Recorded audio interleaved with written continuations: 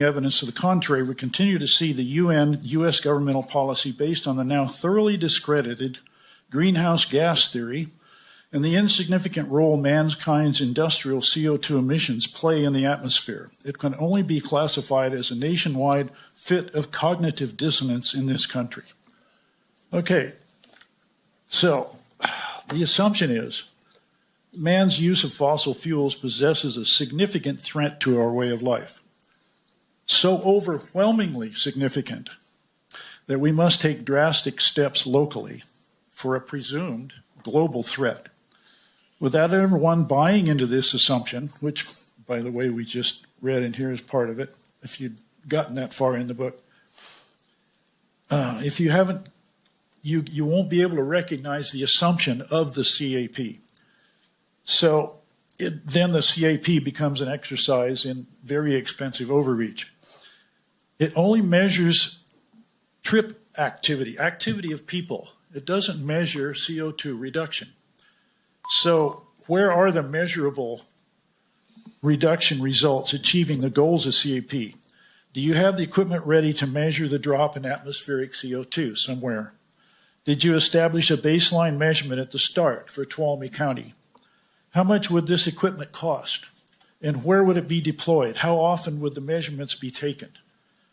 Measurable results, not how many wood stove owners bought a more efficient stove, not the number of new electric vehicles on the road.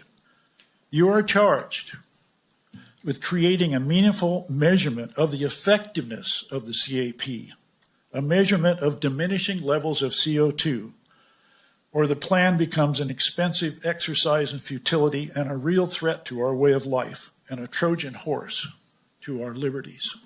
Thank you very much.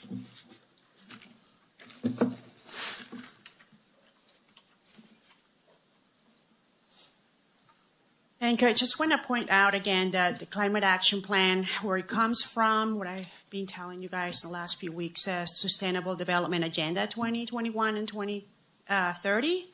It is expanding the size of government. There's too many actions within this Climate Action Plan that is going to impact our property and water rights. Our mobility is going to limit our mobility, and it's going to hurt our economy. The plan calls for steps to take action aimed to control farming and livestock practices and implementing capacity for local farmers, meaning the county will have the power to set limits and restrictions on cattle or other livestock. We know that the World Health Organization is setting limits on the amount of meat that we should eat and instead promoting meatless meat as it has supposedly a lesser carbon footprint. In addition, under this plan, the county will have the power to impose ordinances governing agricultural methods, what crops are sustainable, and what soil composition we should have, all while restricting our water consumption. Agricultural and backyard burning will also be restricted. In light of a vegetation ordinance that was recently passed, restricting backyard burning will make it both difficult and costly to get rid of plant waste material to property owners. The county also seeks to develop something called a transfer of development program, which is a method of land acquisition by the government. These type of programs allow for local governments to impose land use regulations that direct development and growth to specify locations while providing maybe compensation to the surrounding area landowners. Reducing water consumption through water smart landscaping and other programs which will have an impact on our water rights. As we can already seeing other counties, particularly in the valley, the state is already targeting farms with wells and restricting water for agriculture purposes. Transitioning 100% to unsustainable energy grid for all our power needs, all while reducing electricity grid demand. The implication of these two measures will mean that people will not be able to do a lot of things, including charge up their vehicles. And finally, I wanted to point out that 47% of the land mass in the state of California is owned by the federal government. Wildfires start in the forest, and as Supervisor Kirk pointed out, California has had really devastating wildfires. The one in 2020, the wildfire emissions were akin to 24 million cars. The government needs to address those issues before they want to put the burden on us, the people. Thank you.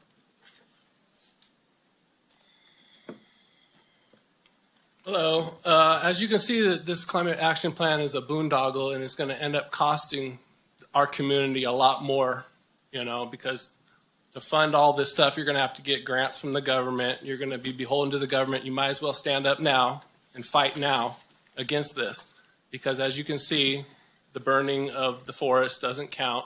They don't even talk about all the trails that are from all these planes that fly over.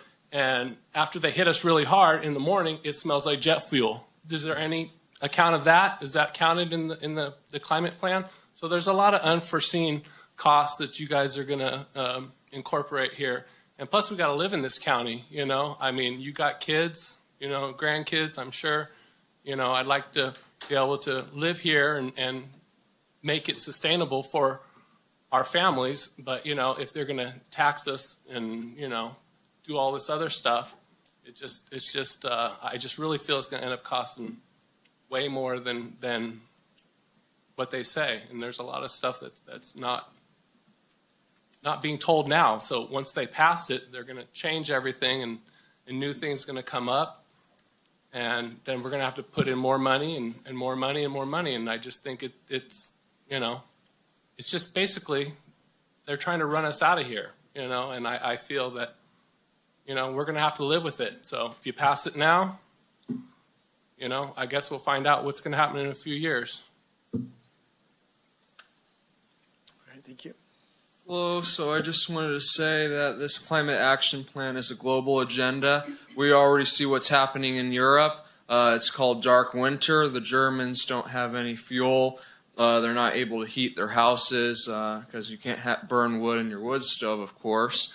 And we're seeing in the Netherlands, there was a lot of riots and protests because the farmers weren't able to produce any food because they had to cull their cattle herds because they produce emissions by farting, apparently. And that is something that they say in the Climate Action Plan, we need to reduce cattle emissions. How stupid is that? People fart. And as to Jaron Brendan's point about growth, the whole sustainable development theory is no development, no growth. They don't want this county to grow. They want it just to be an open forest where nobody lives here because that's so good for the environment.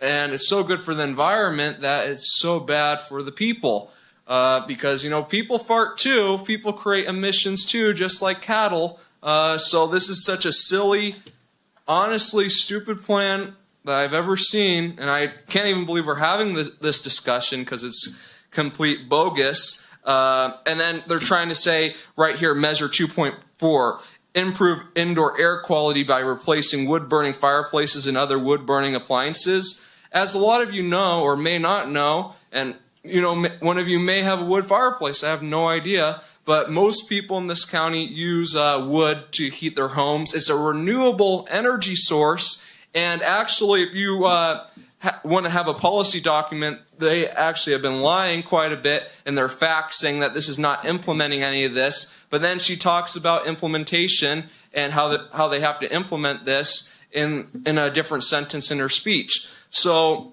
if you get rid of wood fireplaces, that's going to give zero incentive to manage the forest, number one, because who's going to cut down a dead tree to burn it for firewood if you don't have a wood fireplace? And the propane costs are super expensive. Electricity bills are very expensive. They're out of the roof because our electricity comes from a monopoly called PG&E, and they get to set their price with whatever they want. And that's just putting more strain on our failing electric grid by getting rid of gasoline engines, getting rid of wood, getting rid of those alternative energy sources. And it's really good for PG&E, a monopoly, which actually funds both Republicans and Democrats on the state assembly universally. So I hopefully everybody can see this picture, and anybody who votes for this climate action plan, I believe, should be recalled. Thank you. All right, thank you. Good afternoon. Hi, my name is Kim. My husband and I moved up here last year. And I'm really confused because I was all ready to call out what was written on April 2022 climate action plan. It's different than the one we just received, and I'm really confused because that was one of my talking points.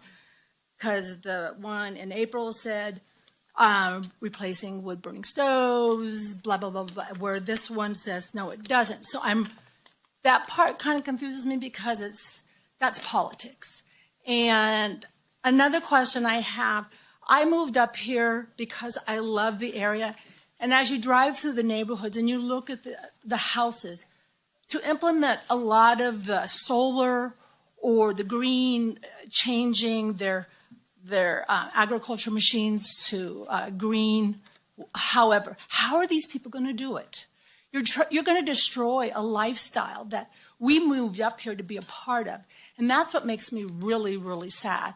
And I know we're all wanting to help the environment, but you're destroying a livelihood. And my other question is, we're all concerned about the stakeholders and our county staff. Who are these people? Are you talking to the people of this county? I mean, seriously, do they know what's going on? So I'm new to this. I'm nervous. And like I said, I want to do everything to help our community when it comes to environmental, but this to me is destroying a livelihood. So thank you. Thank you. Good day. My wife and I run a permaculture farm in Big Oak Flat where we've been for 17 years. We're off-grid, so we have solar panels and batteries, and when the sun goes down, our only power source is our batteries. Sometimes it's cloudy or stormy for days, or it's smoky, or if the panels can be covered with snow.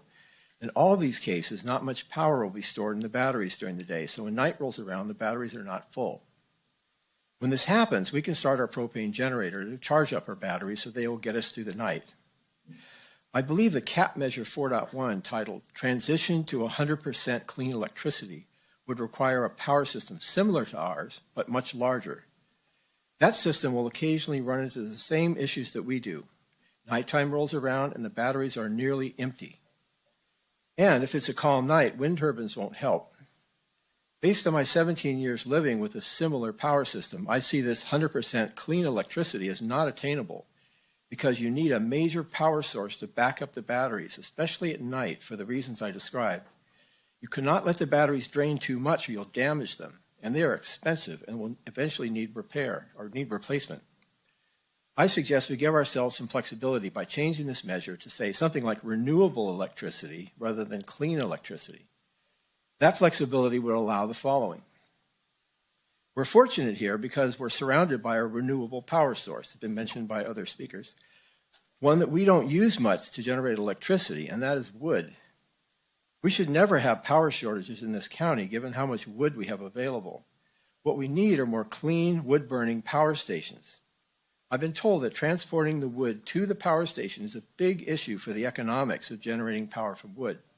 So we should encourage more such power stations positioned near where the resource is produced. I'm also told there are now portable wood-burning power stations available, which can be set up close to where the wood is being harvested. For example, near an area that is being thinned by the Forest Service to make a fire break. Rather than making burn piles of that material, it may be possible to turn it into power for our grid. If we get the economics right, the material removed to reduce fire danger might be sellable to help pay for the removal effort. As a farmer, I would also like to see the CAP encourage more local food production. That would include growing crops and raising livestock. We have good weather and conditions for both. Locally produced food is higher in quality and nutrition because it doesn't have to be picked early for shipment. More local food would also improve our community resiliency. They say it is common for food in the grocery store to have traveled 1,000 miles or more, and that is obviously bad for our greenhouse gas emissions. We can do better by encouraging more local food production. Thank you. Thank you. Good afternoon. Good afternoon, Supervisors. I'm speaking out today as a concerned mother and grandmother. You guys have a big decision to make today on voting for this proposed climate action plan. We all know this is way bigger than our little community, and the bigger agenda is definitely coming from those in control at the top. But we have to try and change what we can at the local level and work our way up. Taking one step at a time is better than doing nothing at all and living with the consequences of non-action. The Sustainable Development Agenda and environmental movements have become the new religion. The advocates of these programs are trying to convince everyone they are saving the planet and that we must follow their plans at all costs. Have you considered the unintended consequences of these plans? As of 2020, less than 15% of California's energy came from biomass, solar, and wind. What is going to replace those things? The CAP acknowledges there is a tremendous gap on pages 2 through 9, but doesn't provide any info on how the gap will be closed. It implies a 40% reduction in food, transportation, even work will be needed. We cannot achieve 100% clean electricity unless we meet a 40% reduction of all the above and probably diesel, gasoline, and propane usage as well. How can we only use electricity from a grid that is already overloaded?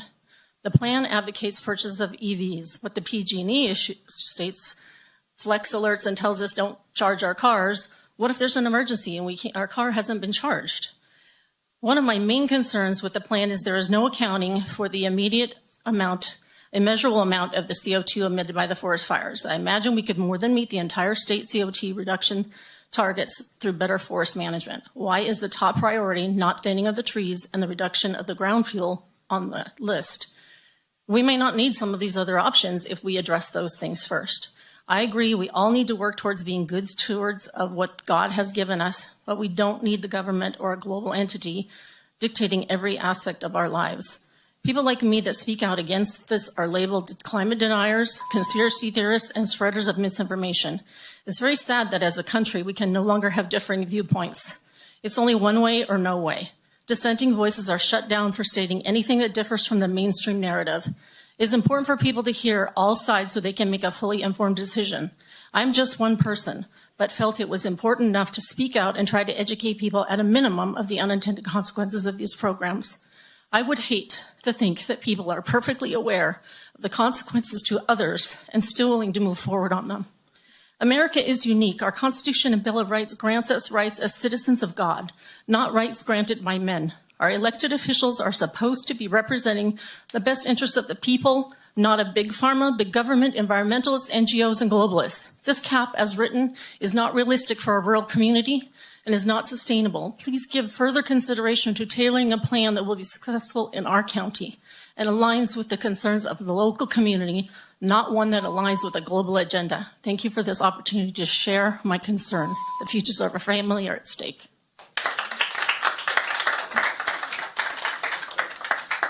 Hey, good day. Afternoon.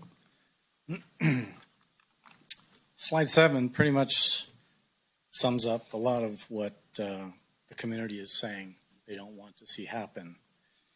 And the one thing is, the last one here, CAP does not result in local consequences if implementation is not incomplete. I don't know if that means a backdoor way of doing what this says that it's not going to do. As a concerned citizen, I'd like to see an implementation plan, not a prioritization plan. I mean, that's fine, but I'd like to see an implementation, something that says what we're going to do in order to meet what this cap is supposed to be all about. How are you going to do that without encompassing getting rid of any of what's on slide number 7? So I'd like to see more transparency as to how this is all going to be implemented for this county. Thank you.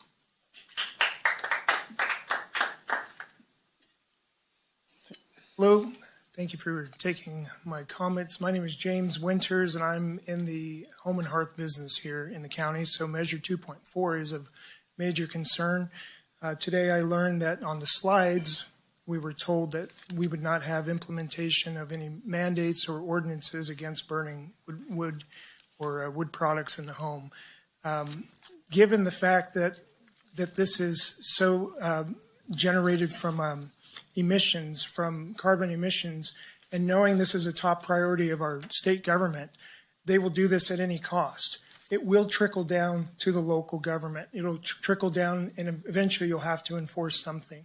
I represent hundreds and if not thousands of people that burn firewood. And I can tell you these people cannot afford an alternate form of energy. They must burn firewood. And so it's assumed that if you guys adopt this plan that you're adopting the climate science behind this, which is debatable, by the way. That's not really been mentioned. It is not unilaterally accepted. Just on August 28th, 1,200 scientists, climate scientists, got together and signed a world compact saying they debunked the entire climate science. So there's two opposing views, and this has one viewpoint, and the emphasis from it comes from that science. So urging this board to think about Measure 2.4. I know it's a big plan, but this is a really important aspect of our community. So please consider that and consider the future of this of our county. Thank you so much. Good afternoon, everyone. My name is Manny Eichholtz, and I'm an ecologist with CSIRC. I appreciate the work that the county has put into addressing recommendations made by the public to revise the Climate Action Plan. I believe that the county can go further by adjusting the language of several measures within the action items to be more direct. Much of the language currently in the action items is simply encouragement. This does not provide assurance to your constituents that actions will be taken in a meaningful way to address these measures. By including timelines and measurable goals with stronger language, the public and county agencies would have a clear understanding of the steps the county actually plans to take when it adopts the CAP. For example, Building Action 1.2.1 discusses establishing a policy to require new county buildings to be constructed to meet a high energy efficiency standard, but it does not give a clear time frame for this policy to be established. My recommendation would be to add language that sets a date, such as 2025, when this policy would be put in place. Conservation Recreation Action 1.1.2 states protect and restore river basins, watersheds, and ecosystems. This language is broad and poorly illustrates how and to what extent these systems would be protected. To make this statement more meaningful, I suggest revising this action to be more specific. For example, the action could read, protect river basins, watersheds, and ecosystems by mitigating impacts of habitat loss, edge effects, and fragmentation when approving all future development projects. Or the county could provide some alternative specific action that would help achieve the goal. There are other examples beyond these two, but my key point is that the CAP action items need to be more specific in their goals and deadlines. Although I would prefer to see the CAP stronger, I emphasize that I support this plan and urge you to move forward with it, hopefully with strengthened actions and measures. Many Tuolumne County citizens are already doing personal actions and making choices that reduce the greenhouse gas emissions of their families.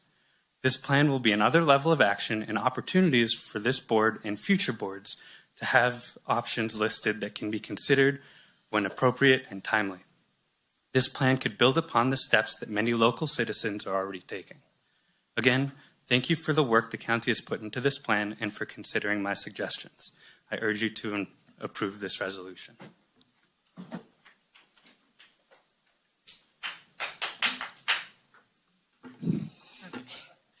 Hi, my name is Tatiana Altman, and I'm the Conservation Director at CSIRC. The main point that I hope you take away from my testimony today is that the CAP is too important to the county's future not to pass. Not only is the CAP an essential step for the county to meet greenhouse gas emission reduction and climate change adaptation goals, it is also required under the county's general plan and will make Tuolumne County eligible for future grant and funding opportunities that require adoption of a CAP. I know there's been concerns that this will be costly to implement, but there hasn't been a lot of talk about what this is going to open up for Tuolumne County, which is more funding that can go to support more programs in our community. Many of my comments are similar to my colleagues, which is that our center would like to see the implementation of more clear, measurable goals in these measures, and I have a few suggestions to offer as well. Action 4.1.3 states that the county will adopt a community solar program to help realize economies of scale and help residents without appropriate rooftop space to participate in green energy generation. This action could be revised to set a date for adoption of a community solar program by 2025 to ensure that this measure is actually implemented in a reasonable time frame. Setting a date for implementation will make it possible to assess whether the goal has been accomplished. Action 6.1.1 states that the county will require green infrastructure to be integrated into all new county-owned buildings and facilities. This action could be made more specific and meaningful by changing green infrastructure to specifically say Cal Green Tier 1 green building standards and Tier 1 standards or zero net energy standards.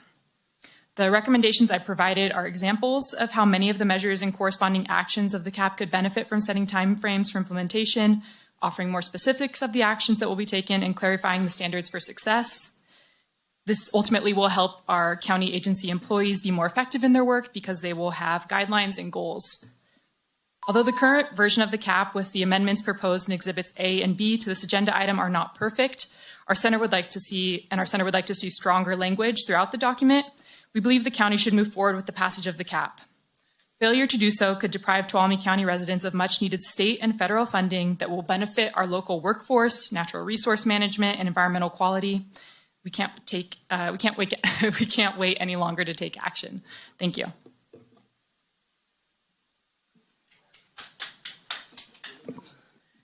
Earlier, I started to read a letter that I'm going to be giving to all of you, and I quoted the Constitution, but I want to go back over the ICLEI. We talked to Mr. Goldenberg before it started here and asked him if the county is partnering with ICLEI. That is the International Council for Local Environmental Initiatives. It's also called Local Governments for Sustainability. It's a non-government organization.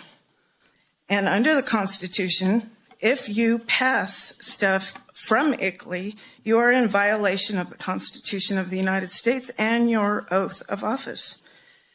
ICLEI is an important non-government organization, they're closely tied policy to man-made global warming and climate change.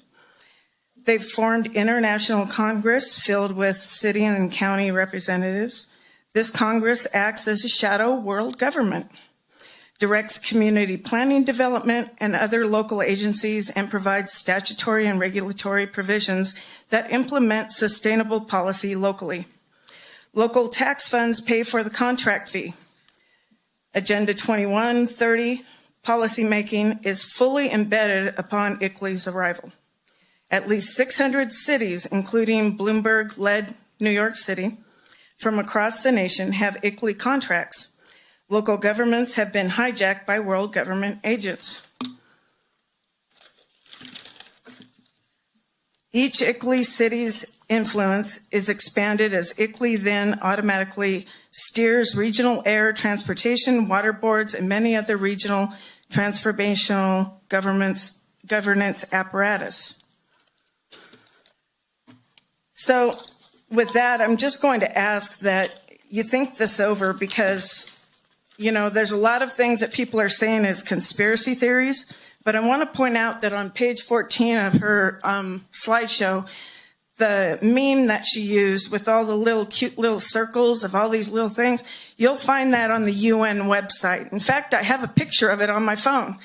It is a UN sponsored program, and it goes through the young global leaders, which are part of the World Economic Forum, meaning Gavin Newsom, and comes straight to us. And Amador County kicked ICLEI out of their government back in 2011. The community came out and said, no, they do have a climate plan, but it is not under these type of things, because this stuff, we're going to end up with removal of our private property, violation of our human rights, really, coming into our families, organizational, I'm sorry, I got to limit it to 3 minutes. Okay, Yeah. never mind. But thank you for your comments. Mm-hmm. Hi. I'd first like to thank the people who have had proactive suggestions for you, because I think that's really what this forum is for. And I don't think it's for discussion of international law, the UN, what they do in Europe, and cows farting. And I think we should react to what is in the CAP. And what I have seen in the CAP does not have any restrictions on what people can do. It's not taking away your freedoms. It's not taking away your stoves. It's not saying what you can and can't do. I haven't seen anything like that in there. What I have seen is a plan for how we can have a better world going forward, how we can qualify for grant money, how we can promote thoughtful development in the future, how we can be responsible citizens in our environment, how we can respond to the threat of wildfires by hardening our homes, and how we can support our citizens with knowledge about how to be more energy and efficient, and the scoring process, looking very thoughtfully about what would pay back in the long term. People worry about how much this is going to cost. I think they've considered that.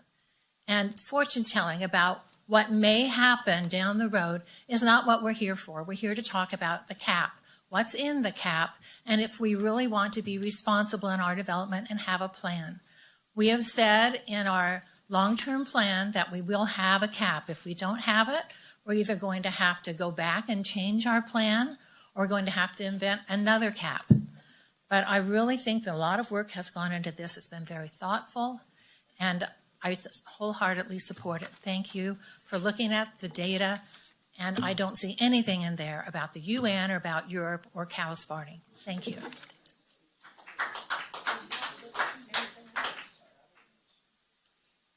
Hello. Hi there. My name's Dana. I live in Tuolumne County. I'm here to oppose the Climate Action Plan, not based on conspiracy theories, but research and some common sense thrown in. To say opposition to this plan is based on conspiracy theories is the misinformation. I'm a clinical dietitian with a 4-year degree in nutrition and food science from Fresno State with a postgraduate internship. My job relies on critical thinking, evidence-based analysis and research, not conspiracy theories. I heard about this Climate Action Plan and started doing some research. That took me to Agenda 21. I always thought that was a conspiracy theory. I really did, until I started researching, reading, watching videos.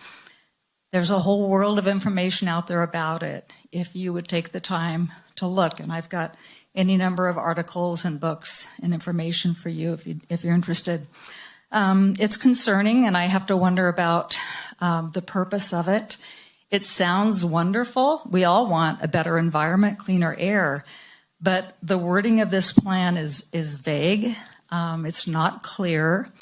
What I read in this plan from April 2022 is not the same as what I heard today.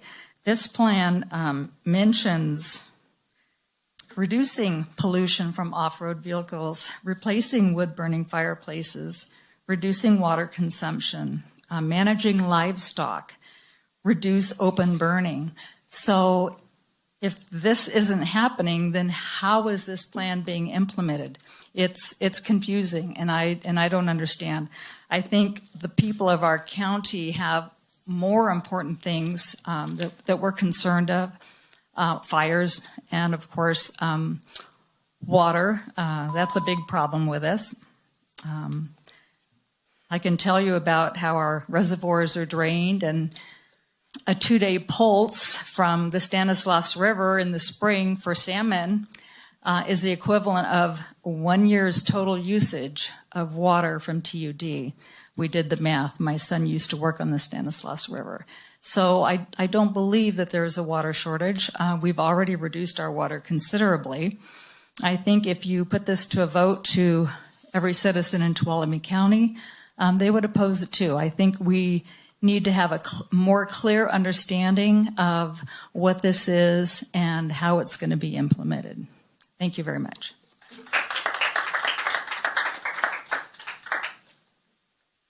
Thank you. There have been some very serious allegations made today, and I believe in listening to all sides to make an opinion, but I need facts, and I would like to hear more facts about some of the charges that have been made because they are very serious, and make decisions based on information, not speculation. For example, I do know by chance that the fire in Paradise was not caused by a lack of clearing in the forest. It had the area that burned had been cleared 2 years before and burned, and it was the winds, the very high winds and temperatures, and everything was so dry it just exploded. Ma'am, if you got to address the board. I'm sorry, you just got to address the board. I should be addressing you. I apologize. So I would like to hear more facts and less speculation so that we can make an informed decision, because it's easy to make charges without having the substantiation. I also think that we should not just criticize. I would like to hear alternate solutions. If you don't like this, what do you want? That's what we need to hear. Thank you.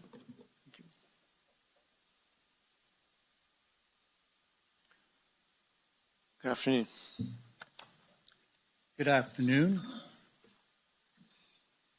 President Ronald Reagan said it best when he said, "Government isn't the solution to our problems. Government is the problem." It's so easy for government officials who live off of the public dole to justify their existence by discovering new ways to spend money they don't have.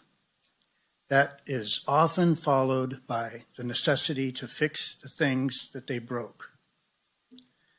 It's frustrating when we, the populace, so easily accept the blame of what giant corporations and big government politicians have manufactured. They only exacerbate their reckless irresponsibility that they've created to then charge the little guy to pick up the tab. All these inventions are created as a problem, and then the government eagerly volunteers to find a solution so that it only makes the problem worse. All that gets accomplished is those in power get more powerful. I've been told that this board is required to address this issue, so now that it's been addressed, my request is that you shut it down. The medicine is far worse than the disease that they've invented.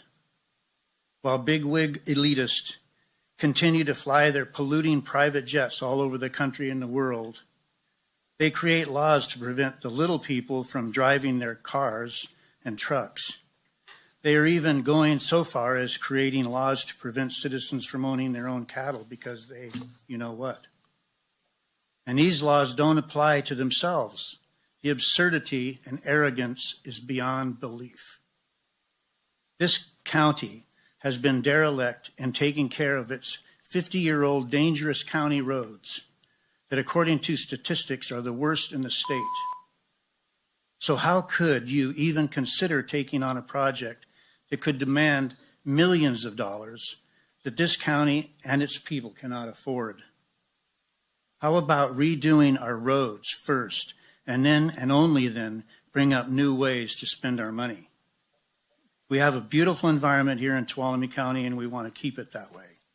And if you help us to ignore and resist this radical group and attempts to turn our beautiful way of life into the worst similar conditions of Seattle, Portland, and San Francisco.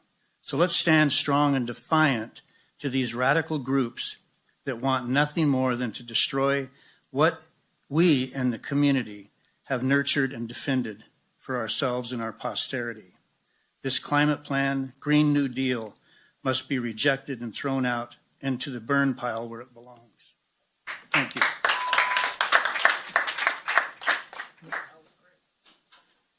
Good afternoon.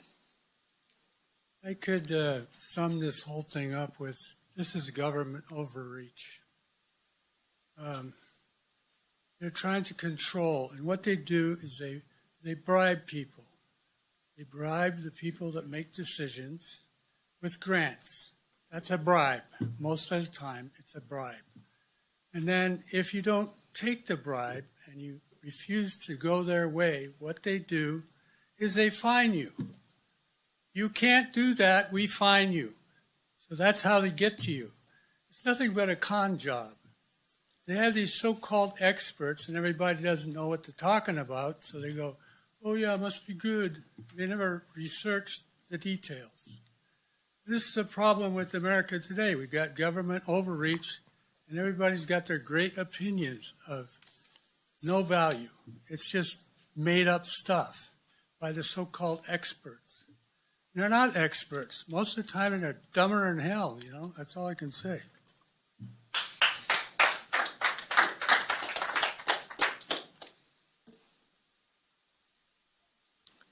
Good afternoon.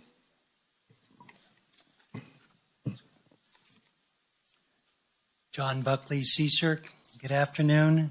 There have been a lot of strong opinions that have been shared both today and previously, but the matter before you is actually very straightforward. As county staff has pointed out, the county is required to prepare a climate action plan to comply with the county's general plan mitigations, not because of any United Nations agenda or any outside influence. It's a requirement. It has been 2.5 years since this board directed county planning staff to prepare a cap with Ascent Environmental. They are here now with what this board directed them to do. Rather than a mandate that forces people to stop burning firewood or stop driving gas cars or that threatens individual freedoms, the cap is presented as a guiding document to identify opportunities and goals to reduce greenhouse gas emissions and assist the county to adapt to climate change impacts. So some of the concerns, Supervisor Half, you were concerned about the air quality from out of the area somehow will affect emissions and everything. The emissions level quantified and the greenhouse targets in this document are informational for comparing where we are, where we might be. There are no regulatory mandates associated with any of that. There is no action that is triggered that will stop something the county wants or that any citizen wants because of a mandate. Those are informational. Supervisor Kirk, you're concerned that the county is not somehow in this project or in this plan considering more about wildfires and the emissions they make or whatever. This is a county plan over what the county has authority over and control over. The county not only has no control over wildfires, but the county doesn't have authority over wildfires, and it varies wildly. There is no way to predict the future. The key thing I point out is that YSS and the county have worked together to receive millions of dollars because we focus on areas of agreement and work to make something positive happen. Similarly, approving the cap today can enable the county to be in a position to partner with other interests to gain tremendous amount of mitigation funds that can be applied to needed actions that can boost the economy and show that the county is prepared to take prudent steps when it comes to climate threats. As your staff has spelled out, the CAP is a guidance document to prioritize options that can not only reduce emissions but enable the county to be better prepared for drought and wildfire. I urge you to adopt the resolution with the revisions that staff included in the agenda packet. Thank you.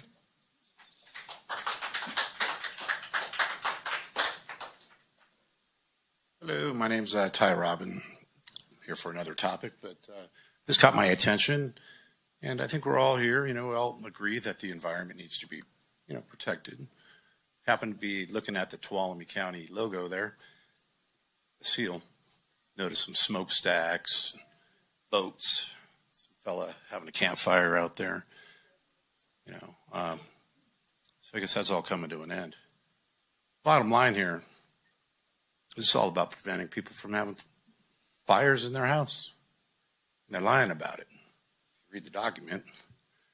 It's pretty clear to me the agenda is to make it so that people in Tuolumne County can't heat their homes with a fireplace. That's ridiculous. It's going to cause outrage. I'm outraged. Possible civil unrest. It's definitely going to be a protest out here. You guys can't do this. And they're trying to convince you that you're going to get money for grants. That's a bribe. So what they're saying is they want to bribe you and give you some money to carry out this UN agenda with Klaus Schwab and his World Economic Forum. And somebody said the other gentleman that brought up what's going on in these other countries, you shouldn't consider that Well, you should, because what's going on is civil unrest. They're cutting off the heat to Europe with the pipeline from Russia. Think those people are going to sit back? No, they're going to revolt. Just saying, it's pretty obvious. That's what's going on here. You're being bribed to carry out this agenda from the World Economic Forum and the United Nations. End result, people of Tuolumne County, that includes you watching on the video, won't be having fires in your fireplaces. Pretty simple. Thank you very much. And I urge you not to vote for it.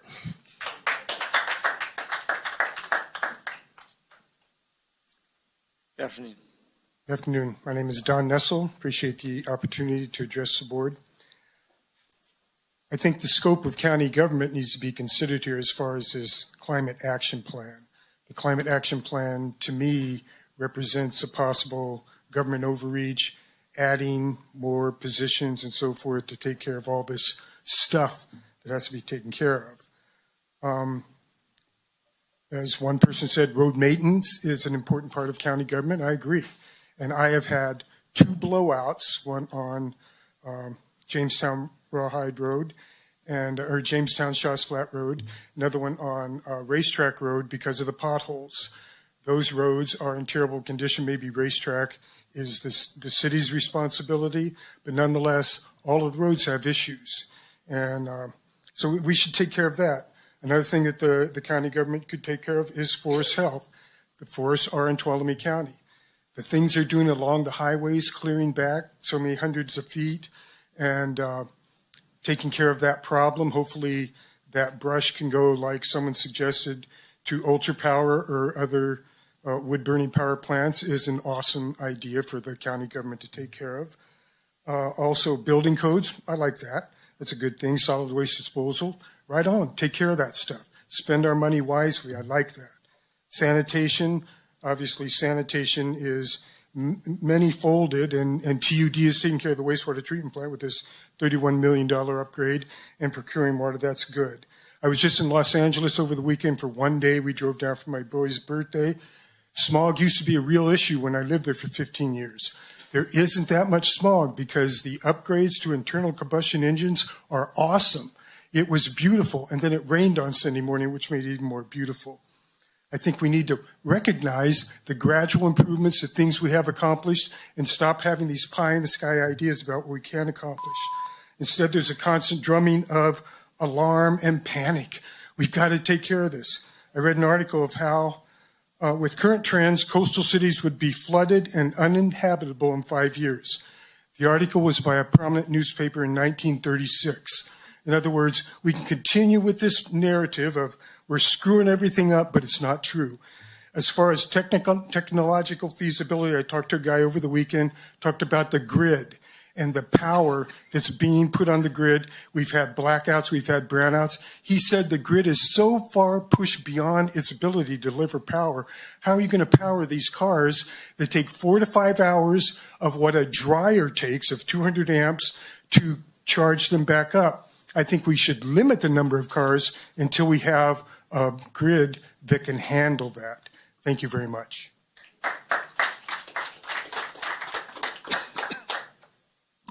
So, have you ever been to London and taken a ride on the subway?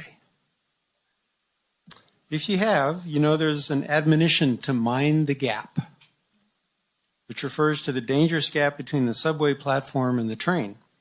Well, our climate action plan has a gap, and a well-documented gap, and we need to mind it. The gap I'm referring to is the requirement to reduce greenhouse gas emissions by 38% by 2030. Even the most optimistic state-mandated actions only cut the gap in half. And beyond that, the plan has not even a suggestion for how the gap will be closed. This so-called local emissions gap is impossible to close without drastic, and I might add, unimaginable changes. Even in the best of circumstances, changes of that magnitude take decades. Innovation takes time and cannot be merely legislated into existence. Is it wise to vote for a plan which you know is impossible to achieve? My understanding is that you are required to have a climate action plan, but there are no mandates as to what is in the plan. I'd like to propose that you remove the portions of the plan that are impossible to achieve, set realistic targets, and focus on what your constituents are concerned about when it comes to dealing with the effects of climate change.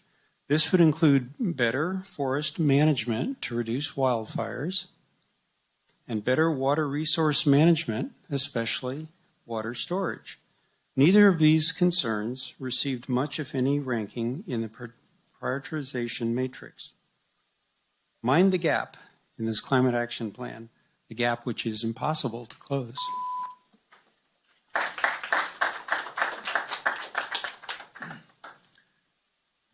Good afternoon. I'm a little amazed. Staff and your consultants bring forward to you and ask you to accept and approve something that isn't really a plan. It's based on qualitative, she said it herself, qualitative, I'll add the word speculation about how these things might apply. Until you've done a quantitative analysis on what each one of them means and the cost and the return on that, you haven't got a clue. You're shooting in the dark. You're buying a pig in a poke. This is insane. Absolutely insane. So you haven't got a plan, you're going to do it. And it's a self-imposed requirement because Quincy said it's in our general plan that we got to adopt one of these. We don't have to adopt it now. You don't have to adopt this one. You need to have one that means something and is workable and viable and has real implementation possibilities. This is merely a list of urban ideas. And to your point, Supervisor Half, wildland fire is the biggest thing. John Buckley says we don't have jurisdiction. Baloney. We certainly have jurisdiction in the state responsibility area along with CAL FIRE. And we had joint command during the Rim Fire. Rim Fire was supposedly 2.3 million cars for a year. Go to Sierra Nevada Conservancy, they'll tell you only 10 to 15% of the greenhouse gases come across in active fire. Let's take the midpoint, 12.5%, multiply by 8. You get 18.4 million cars for a year. How many cars, motor vehicles, do you think there are in Tuolumne County? Pick a number. 50,000? You want to take 50,000? You're going to mitigate wildland fire, rim fire alone? 368 years of not driving in Tuolumne County. Come on. Let's put our money, if we're going to invest in making a difference, let's put it where it counts. Let's rethink what we're doing and not do the wrong thing. Doing the wrong thing because you're coerced by someone else to do it, give me a break. You guys are bigger than that. You're our leaders. We pay you to make real decisions. We elected you for that reason. Do your job. Turn this down now and send them back to do something real and meaningful. Thank you.